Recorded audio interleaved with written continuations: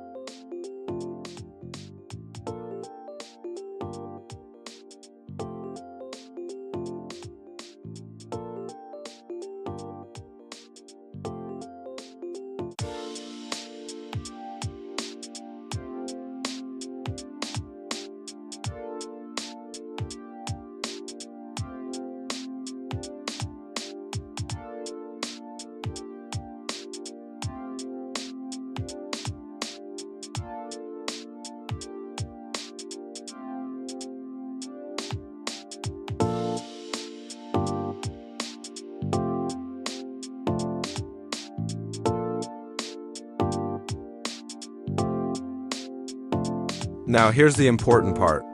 This is where most people think Blender fails compared to CAD. Precision, clean geometry, and mechanical accuracy. But if you use the right workflow, booleans, modifiers, snapping, and clean topology, Blender can handle much better than people expect. This model isn't just for visuals. It's clean, organized, and ready for real-world use.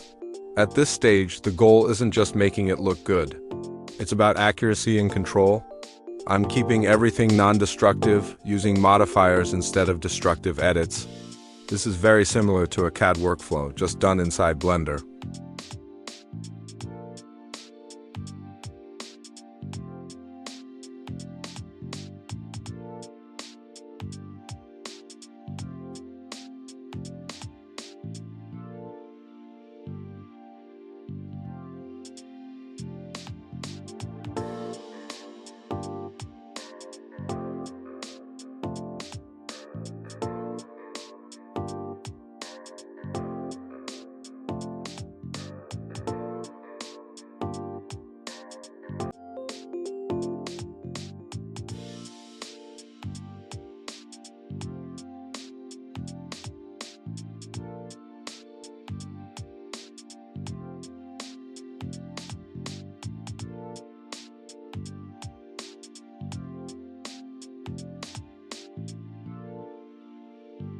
Always apply scale and check normals. It avoids errors.